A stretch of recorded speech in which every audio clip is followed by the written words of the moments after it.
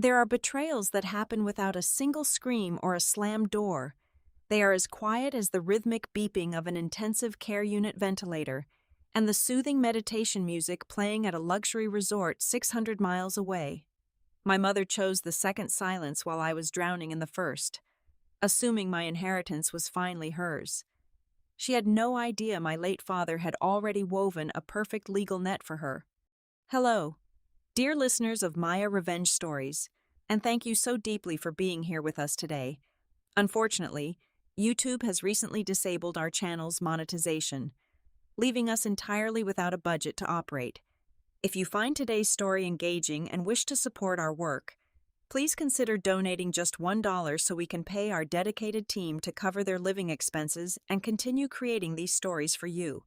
You can support us by scanning the QR code on your screen or by clicking the donation link in the description or the pinned comment of this video. My name is Monica Gilbert. I am 26 years old. For my entire life, independence was not just a character trait, it was my armor. I was a senior software engineer for Vortexa Dynamics, a woman who solved complex problems for a living, but no algorithm could have prepared me for the catastrophic failure of my own body, or the profound betrayal that followed. It happened during a high-stakes corporate retreat in the jagged, remote mountains of Colorado. The air at that altitude was notoriously thin, crisp, and unforgiving. I was standing in front of a projector, mid-sentence, when my chest violently seized. It felt as though an invisible, frozen blade had slipped between my ribs and completely punctured my right lung. It was an acute pneumothorax, a sudden and massive collapse. The sterile white tiles of the conference room floor rushed up to meet my face, and the terrified, muffled voices of my colleagues faded into a heavy, suffocating void. I was airlifted by an emergency trauma helicopter to a premier hospital in Denver. By the time the landing skids touched the roof, my oxygen saturation had plummeted, and I had slipped into a deep, precarious coma. The emergency room was a whirlwind of harsh fluorescent lights, the sharp stench of iodine, and the frantic, rhythmic alarms of life support monitors. The trauma surgeons were scrubbed in and ready. They needed to perform an immediate emergency thoracotomy, a highly invasive open-chest surgery to reinflate my lung and repair the ruptured tissue before irreversible brain damage set in.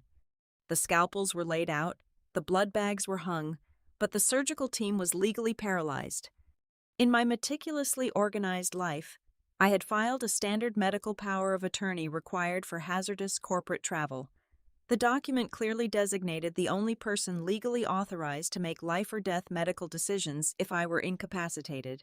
That person was my mother, Vivian Gilbert. Vivian was the flawless, terrifyingly poised founder and chief executive officer of a multi-million-dollar lifestyle empire. She sold the illusion of holistic peace, inner beauty, and maternal warmth to millions of desperate followers. While I lay trapped beneath a web of intravenous lines and breathing tubes in a freezing Denver intensive care unit, the lead trauma surgeon made a desperate, urgent phone call. The call traveled 600 miles away to an ultra-exclusive, obscenely expensive spa resort nestled in the red rocks of Sedona, Arizona. Vivian answered her phone on the third ring. She was lounging in a private, climate-controlled cabana, sipping infused water, while an elite esthetician carefully applied a 24-karat gold leaf mask to her perfectly preserved skin. The surgeon's voice was tight with panic. He explained the catastrophic gravity of my condition. He told her I was dying. He explained that I needed radical surgery within the hour.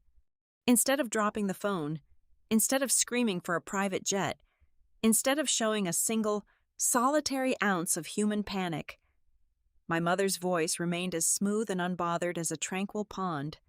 I am in the middle of a spiritual cleanse that absolutely cannot be interrupted, Vivian said, her tone dripping with mild annoyance as she waved the esthetician away with a flick of her manicured wrist.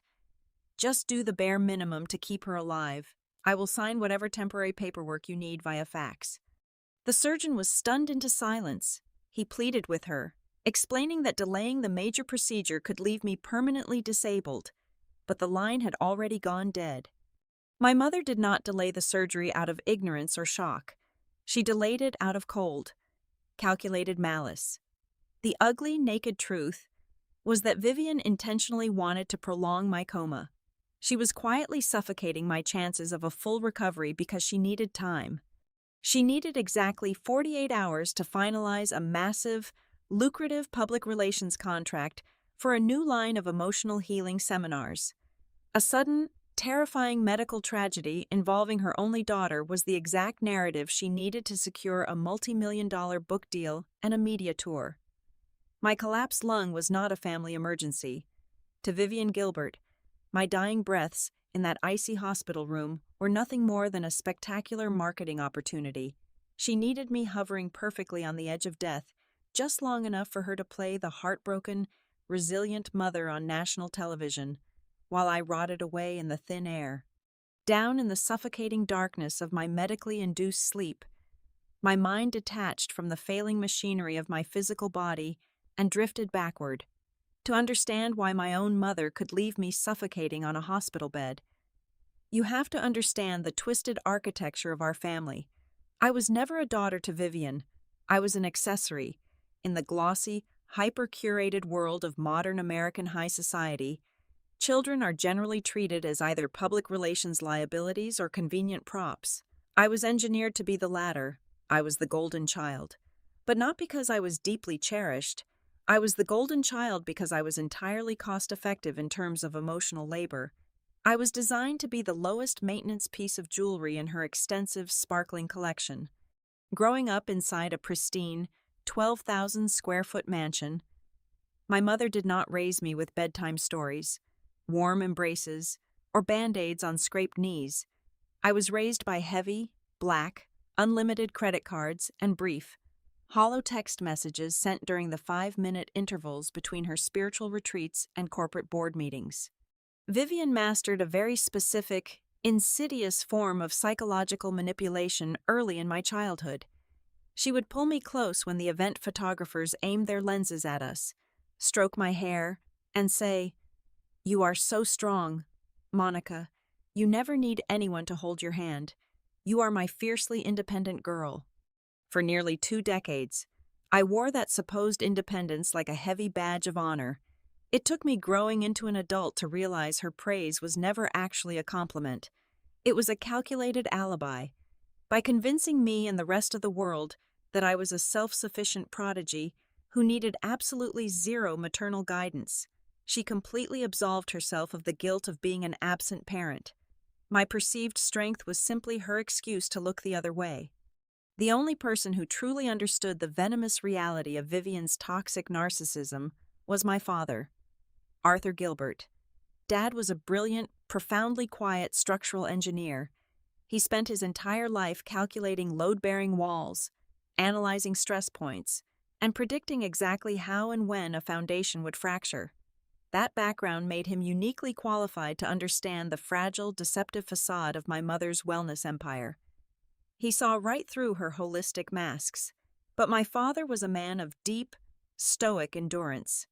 He chose silence. He endured her endless social masquerades and subtle emotional manipulations simply to serve as a human shield between her raging ego and my vulnerable childhood. He was the solid concrete foundation buried in the dirt. She was the flashy, unstable glass exterior reflecting the sun.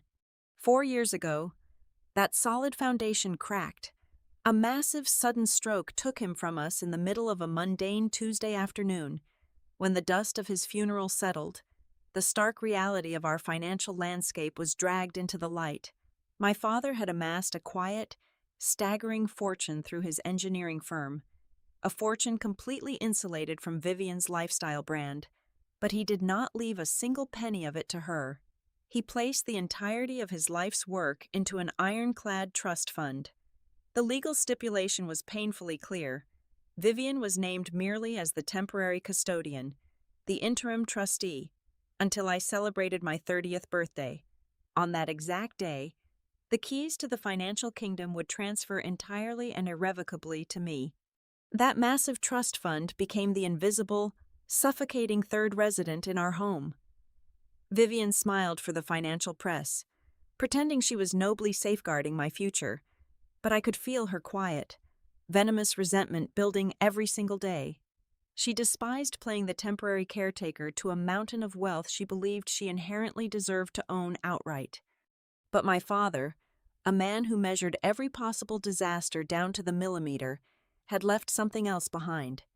In the shadowy, fluid reality of my coma, a specific, deeply buried memory floated to the surface of my consciousness.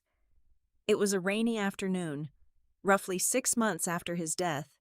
I had been clearing out his basement workshop, quietly crying as I sorted through towers of discarded electronics and spools of copper wiring. Tucked away inside a dusty, obsolete computer component box, I had found a neatly folded architectural blueprint. It looked like a standard schematic for a reinforced steel column, but the margins were completely covered in my father's precise, blocky handwriting. Instead of structural formulas, there was a strange, jagged sequence of digits.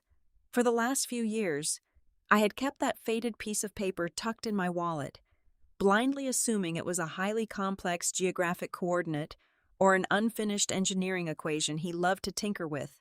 I could never bring myself to throw it away, even though I had absolutely no idea how to decode it. Now, suspended in the silent, thin air of my own failing mind, the numbers illuminated brightly behind my closed eyelids. The frantic, distant beep of the hospital heart monitors seemed to sync perfectly with the digits. My brain, stripped of all earthly distractions and panic, finally saw the geometric pattern he had drawn. The sequence did not correspond to longitude or latitude. The structure drafted on the paper was not a building support column at all. It was the intricate locking mechanism of a heavy titanium bank vault. The numbers were a highly specific routing sequence and a combination code. My father had not left me a meaningless riddle to remember him by. He had left me a map. The schematic pointed directly to a private safety deposit box at the Central Denver Bank. Sitting silently in the dark, patiently waiting for the exact moment his ultimate structural safeguards needed to be deployed against his own wife. While I remained suspended in a sterile, artificial sleep, my father's ultimate failsafe was quietly coming to life. It began with Aunt Clara. Clara was my father's younger sister, a retired high school literature teacher who lived a fiercely private life in the windswept, rural plains of Wyoming. When the hospital administration finally managed to trace my secondary emergency contacts, it was Clara who answered the ringing telephone in the dead of the night. Without hesitating, she threw a heavy wool coat over her nightgown, grabbed her car keys, and drove straight through the freezing darkness. She sped for 5 agonizing hours across state lines, her hands gripping the steering wheel until her knuckles turned white, desperate to reach the Denver Medical Center. Clara arrived at the intensive care unit with her boots still damp from the highway snow. She fully expected to find my mother frantically pacing the hallways, screaming for specialists. Instead, Clara found an exhausted, deeply frustrated surgical team and me, fading away into the sheets. The lead trauma doctor, pushed to the absolute edge of his professional composure, broke standard protocol. He pulled Clara into a private consultation room and explained the grim reality. He told her that Vivian had legally barred them from performing the critical open chest procedure, opting instead to trap me in a holding pattern of minimal life support. Clara's blood ran completely cold. She pulled out her smartphone and immediately checked Vivian's highly active public social media feed. Right at that exact moment, my mother was broadcasting live from the sun-drenched red rocks of Sedona to an audience of over 3 million active viewers. Vivian was wearing perfectly applied, tear-proof mascara. She was wiping away imaginary tears with a silk tissue, delivering a breathtakingly dramatic monologue about the devastating, soul-crushing pain of a mother watching her only child suffer from afar. And right below her perfectly lit, crying face was a prominent, brightly colored link urging her followers to purchase her brand-new $1,000 Emotional Resilience Masterclass. Vivian was actively monetizing my coma in real time. Watching this sickening display of corporate grief, a deeply buried, chilling memory struck Clara like a physical blow. Just 4 days before my father died, He had sat Clara down on her back porch. He had looked uncharacteristically pale, his voice a gravelly, urgent whisper. He had grabbed her hand tightly and said, "Clara, you have to listen to me very carefully. If Monica ever goes down, if she is ever fighting for her life in a hospital bed, and Vivian is not physically standing beside her within 48 hours, you need to open my old encrypted email account. You must promise me." Clara snapped her head up to look at the large digital clock mounted on the sterile wall of the hospital corridor. It had been exactly 46 hours since the trauma helicopter dropped me on the hospital roof. The invisible legal window my father had set was closing rapidly. There were only 2 hours left before whatever hidden mechanism he had designed would either fail entirely or lock away forever. Panicking, she immediately dialed my father's oldest friend and our longtime family attorney, a sharp, deeply cynical man named Robert. Recognizing the sheer terror in Clara's voice, Robert abandoned his morning meetings and rushed to the hospital, bringing his heavily encrypted laptop with him. Sitting side by side on a hard plastic bench just outside my room, with the rhythmic hissing of my mechanical ventilator echoing in the background, Clara and Robert scrambled to access the secure server. As the digital clock on the wall struck exactly 48 hours since my emergency admission was formally logged into the regional medical database, an automated protocol spontaneously executed itself on Robert's screen. It was a digital dead man's switch. My father, the master structural engineer who spent his life analyzing how things break, had rigged a brilliant, silent alarm. He had programmed his private server to continuously monitor public hospital admission registries and insurance claims for my specific Social Security number, tied directly to a delayed release timer. If the timer was not manually deactivated by a specific password within 48 hours of a critical medical event, the system assumed the worst. A single unread email popped into the inbox. It contained no emotional farewells, no poetic last words. It was a purely functional directive. It simply read, "Protocol breached. Vault access granted." Below the brief text was a long string of digits. It was the exact same sequence of numbers I had seen scribbled on that old architectural blueprint in the basement. Robert stared at the glowing screen, his jaw tight with sudden realization. He immediately recognized the routing sequence. It belonged to the high-security subterranean vault at the Central Denver Bank, located just 3 blocks away from where we sat. Robert quickly turned to Clara, his voice dropping to a harsh whisper. He explained that this was not just a standard safety deposit box holding old family heirlooms. Years ago, he had helped Arthur draft a highly classified addendum to my trust fund. It was a document so fiercely guarded that even Robert himself did not know the final, exact conditions Arthur had placed inside the final draft. But Robert knew the terrifying title Arthur had given it. On the official legal registry, it was categorized as a conditional forfeiture clause. But in private, my father simply called it the motherhood test. Somewhere in a heavy titanium box just down the street sat a ticking legal time bomb. It was a brilliantly crafted, unpublished document that detailed exactly what would happen to Vivian's entire financial empire if she ever dared to prioritize her own public vanity over her daughter's physical survival. And Vivian, still broadcasting her fake, lucrative tears to the world from a luxury spa, had just failed the test spectacularly.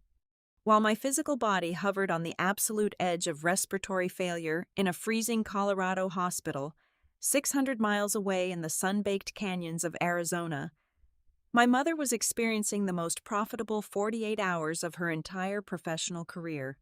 The Sedona retreat had transformed from a standard wellness seminar into a masterclass in monetizing maternal tragedy. Behind the closed doors of her luxury suite, Vivian was silently celebrating. Her social media metrics were exploding. The algorithm, always hungry for raw, unfiltered trauma, had pushed her tearful live streams onto millions of new feeds.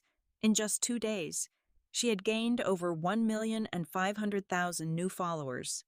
The sales for her custom-blended healing energy tinctures and premium subscription packages had skyrocketed by 400%. A sympathetic public was frantically opening their wallets, eager to support the beautiful, tragic entrepreneur whose only daughter was clinging to life. But the public had no idea that the glowing facade of her lifestyle empire was actually a hollow, rotting shell.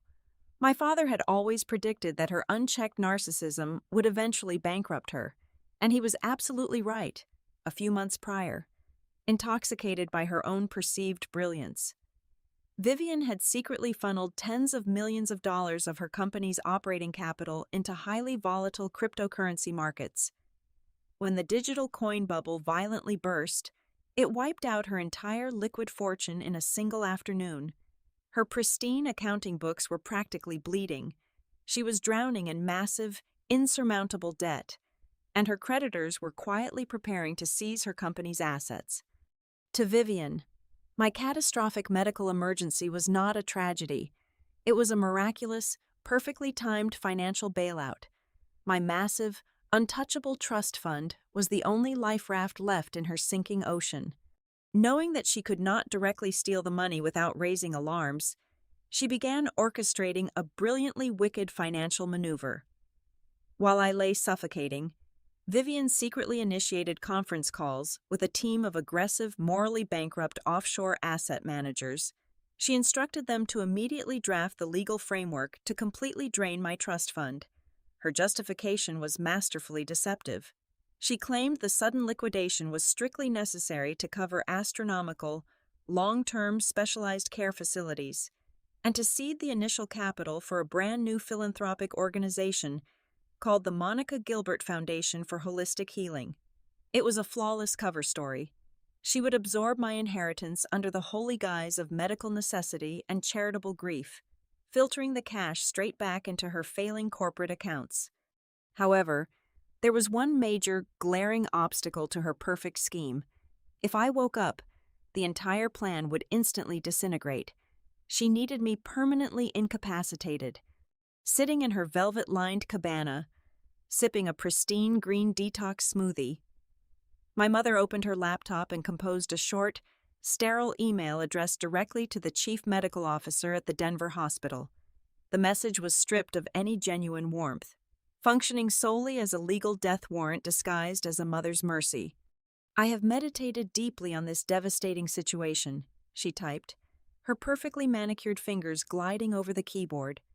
"I cannot bear the thought of my beautiful girl enduring an invasive, agonizing, and ultimately futile open-chest surgery.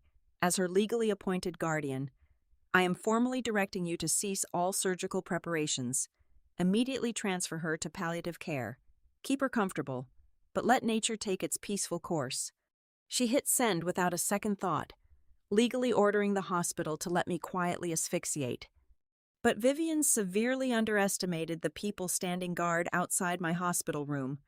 Back in Denver, Clara and our attorney, Robert, had not wasted a single minute since unlocking my father's digital security measure.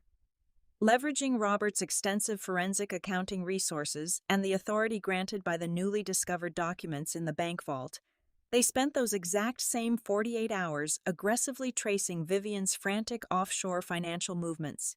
They documented every single rushed phone call to the asset managers, every desperate attempt to move capital, and the glaring, undeniable proof of her massive cryptocurrency debt. The paper trail clearly proved that my mother was actively plotting to loot my estate while deliberately stalling my life-saving medical care. When Vivian's palliative care email arrived in the Denver hospital's secure inbox, it was the final, sickening straw. The lead trauma surgeon printed the message out, his hands visibly shaking with profound rage. He walked out of his office, marched straight down the corridor, and handed the printed email directly to Clara. He looked at the weary, determined face of my aunt and the towering stack of financial evidence Robert had compiled on the waiting room table. The doctor knew that following my mother's legal directive meant committing an unethical act of passive murder. He also knew that defying the primary medical power of attorney could cost him his medical license and invite a catastrophic, career-ending lawsuit. He took a deep breath, completely abandoning standard protocol. He looked Clara right in the eyes and told her that he did not care what the legal paperwork from Arizona said. He was a doctor, Not an executioner. He quietly instructed the nursing staff to black out the glass windows of my surgical suite, sever the external communication lines to the administration office, and prepare the scalpels, defying every legal warning and risking his entire livelihood. The surgeon pushed my gurney through the double doors of the operating theater, determined to rip my chest open and force the air back into my lungs before my mother could successfully bury me. The first sensation was not pain, but a terrifying, overwhelming flood of pure oxygen. I tore through the suffocating darkness of my medically induced sleep, my eyelids fluttering open to the harsh, blinding fluorescent lights of the recovery ward. My chest felt as though it had been split open and hastily stitched back together with burning wire, which, legally and physically, was exactly what had happened. Every breath was a grueling, agonizing labor, but it was my breath. I was alive. Sitting directly beside my bed, looking entirely exhausted and holding a thick stack of manila folders, were Aunt Clara and Robert. As the heavy fog of anesthesia began to lift, Clara leaned in close, her warm hand gripping my freezing fingers, in a steady, unbroken whisper. She explained everything. She told me about the delayed surgery, the live streams, the desperate race against the clock, and the incredibly brave rogue surgeon who had saved my life. She also told me about the dark, looming threat of my mother, who was currently fighting tooth and nail to have me transferred back under her lethal jurisdiction. Despite the heavy dose of intravenous painkillers flooding my system, a sharp, white-hot fury ignited in my gut. I demanded a pen. My hand was violently shaking, my muscles weakened by days of atrophy, but I gripped that ballpoint pen like a weapon, right there, propped up against the sterile hospital pillows. I signed a binding legal authorization. I formally retained Robert as my direct counsel, granting him absolute authority to file an immediate, emergency federal injunction to completely strip Vivian of every single right she held over my life and my assets. Because time was a luxury we simply did not possess. The emergency judicial hearing was convened via a secure, high-definition video conference just 12 hours later. A large monitor was wheeled into my intensive care unit room. On the left side of the split screen sat the Honorable Judge Davis, a stern, deeply pragmatic federal magistrate with zero tolerance for courtroom theatrics. On the right side of the screen appeared my mother. Vivian's visual presentation was a masterclass in calculated, predatory victimhood. Gone was the radiant, 24-karat gold glow of the Sedona spa. She had meticulously styled herself to look utterly devastated. She wore no makeup, highlighting the dark, sunken circles beneath her eyes, which she had likely drawn on herself. Her hair was pulled back into a messy, unkempt knot, and she was wearing a plain, slightly oversized gray sweater. She looked exactly like a heartbroken, entirely broken woman whose world had collapsed. It was a terrifyingly convincing performance. The moment the judge formally opened the proceedings, Vivian's high-priced legal team launched a ferocious, highly coordinated offensive. They did not just defend her, they aggressively attacked Clara. They flooded the digital court registry with dozens of glossy magazine articles and printed screenshots of thousands upon thousands of glowing, supportive comments from Vivian's rabid fanbase. They painted a vivid, fabricated picture of a globally beloved wellness icon who was being maliciously targeted. Vivian's lead attorney looked directly into the camera, his voice dripping with condescension. "Your Honor," he argued smoothly, "my client is a grieving, terrified mother who has been unjustly locked out of her own daughter's medical care. Monica is currently under the influence of heavy narcotics, recovering from massive trauma, and is not of sound mind. She is being violently manipulated by an estranged, fiercely jealous aunt who has suddenly appeared out of nowhere to usurp legal control. The existing medical power of attorney is a legally binding, indisputable document. We demand it be enforced immediately." On the screen, Vivian let out a perfectly timed, softly trembling sob, burying her face in her hands. I watched the judge's face carefully, his brow furrowed. The sheer volume of public support, combined with the incredibly strict legal precedents protecting established guardianship documents, was swaying him. He looked at the paperwork in front of him, letting out a heavy sigh, clearly preparing to rule in favor of the established legal order. He was about to give my mother the knife she needed to finish the job. "Counselor," Judge Davis said, looking toward Robert's camera feed, "unless you have a spectacularly compelling piece of new evidence, I am legally bound to uphold the mother's current custodial rights over her incapacitated daughter." Robert slowly stood up from the small table at the foot of my hospital bed. He did not look frantic. He looked incredibly, dangerously calm. He reached down and retrieved a thick, heavily sealed envelope. It was the exact envelope he had pulled from my father's titanium safe at the Central Denver Bank. "Your Honor," Robert began, his voice booming with absolute authority, echoing off the tile walls of my room. "I do not wish to debate the validity of the standard medical power of attorney. I wish to submit a superseding, fully executed, and legally binding addendum to the Arthur Gilbert Living Trust, a document kept under the strictest confidentiality until a specific trigger event occurred." Robert unsealed the envelope and held the heavy, watermarked parchment up to the camera before digitally transmitting the scanned copy to the judge's terminal. The late Arthur Gilbert was a man who understood the fundamental architecture of human failure, Robert stated, his eyes locking onto Vivian's shocked face on the screen. He knew exactly who he was married to. He knew her cold-blooded nature intimately. Therefore, he embedded a hidden, non-negotiable stipulation deep within the trust framework. He called it the 48-hour clause. I watched Vivian's fake, sorrowful expression completely shatter. Her spine snapped straight, her eyes darting nervously toward her own lawyers. "This clause unequivocally dictates," Robert continued, reading directly from the legal text, "that should Monica Gilbert ever suffer a catastrophic, life-threatening medical emergency, the designated holder of the medical power of attorney must be physically present at the patient's bedside within 48 hours of the initial hospital admission.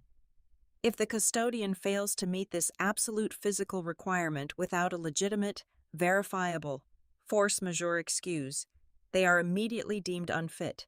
Upon that exact hour, every single legal right, every ounce of medical authority, and the entire management of the financial trust automatically and irrevocably transfers directly to Monica Gilbert, regardless of her not yet being 30 years old, with Clara Gilbert appointed as the sole executive supervisor." The courtroom was completely silent save for the rhythmic pumping of my oxygen machine. The judge was leaning so far forward he was practically touching his screen, rapidly reading through the complex legal phrasing. Vivian's lawyer panicked, immediately shouting over the feed, "Objection! This is absurd. My client was halfway across the country. Her absence was completely unavoidable. She was physically unable to travel due to sudden, debilitating distress." This was exactly the trap Robert had been waiting for them to spring. He smiled, a cold, ruthless expression. "Unavoidable distress," Robert countered softly. He picked up a second, thinner folder.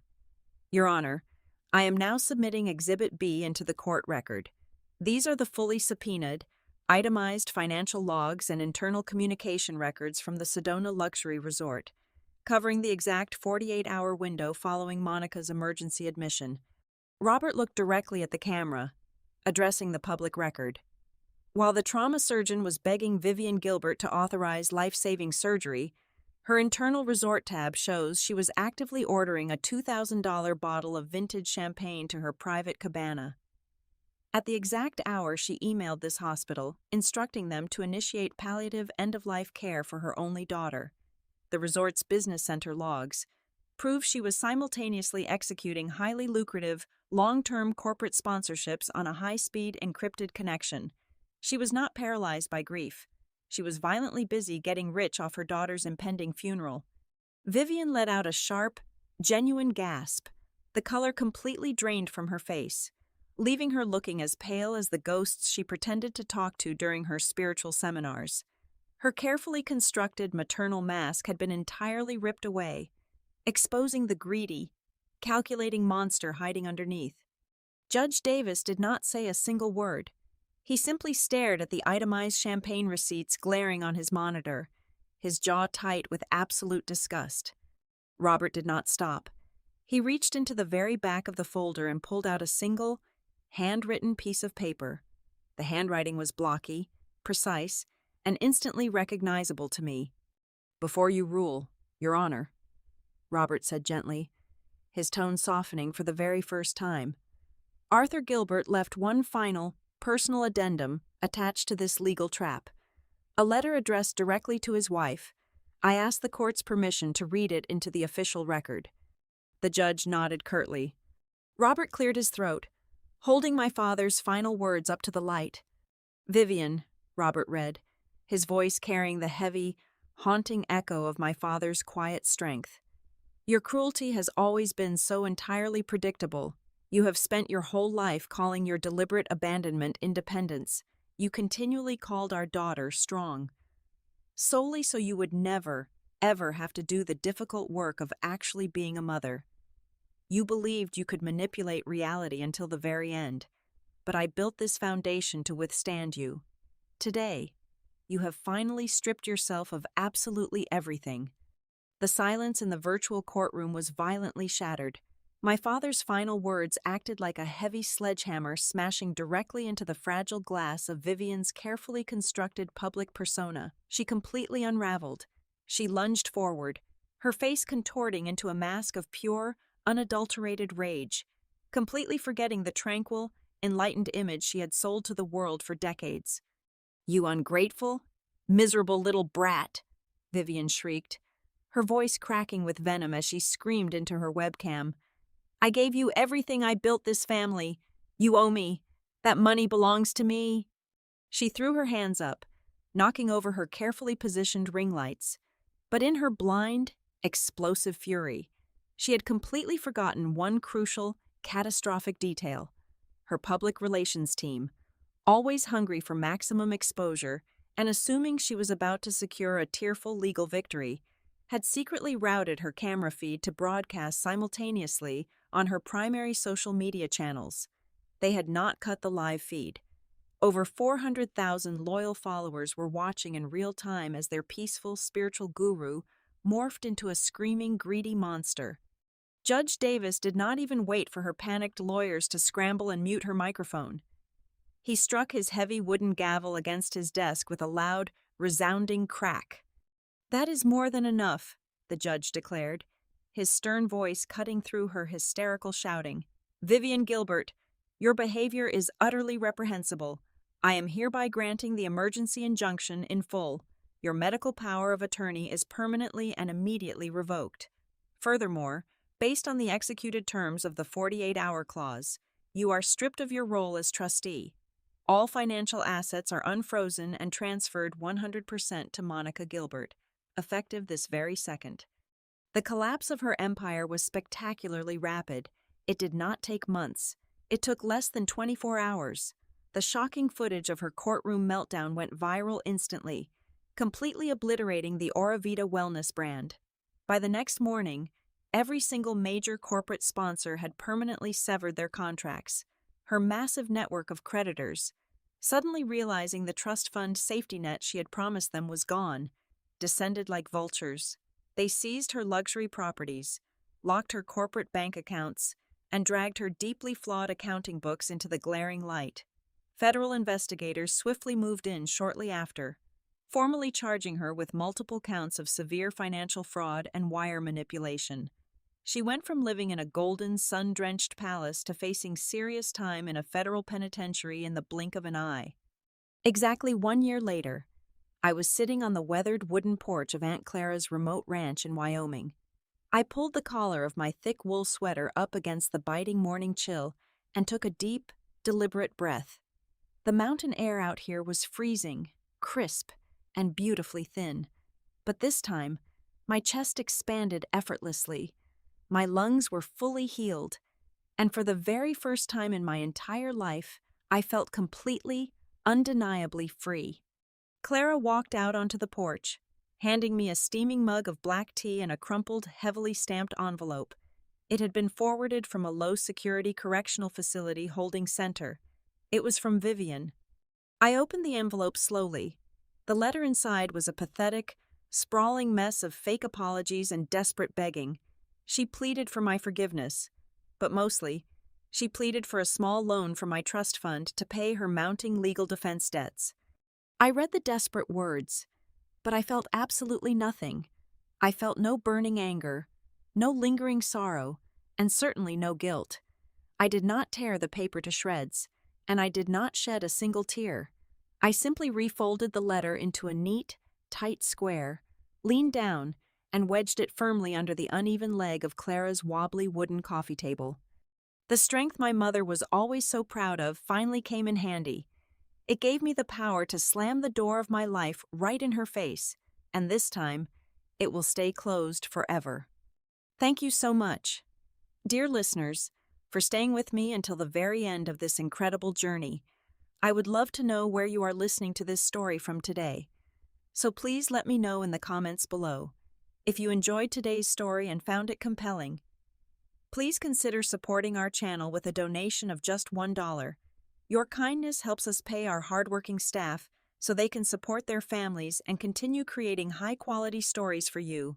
You can easily donate by scanning the QR code on your screen or by clicking the link in the description or the pinned comment. Thank you again for your time, and take care.